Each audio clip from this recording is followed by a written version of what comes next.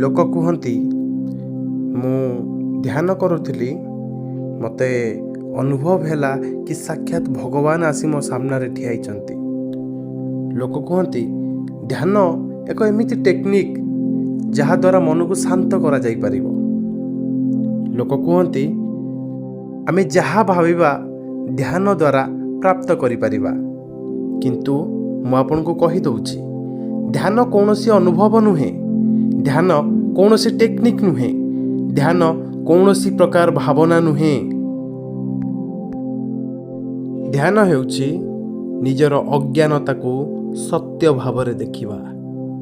ଯେତେବେଳେ ତୁମେ ନିଜର ମିଥ୍ୟାକୁ ଦେଖିବ, ଯେତେବେଳେ ତୁମେ ନିଜ ଭିତରେ ଲୁଚି ରହିଥିବା ଷଡ଼ଯନ୍ତ୍ରକୁ ଦେଖିବ, ସେତେବେଳେ ସତ୍ୟ ସ୍ୱତଃ ପ୍ରକାଶିତ ହେବ।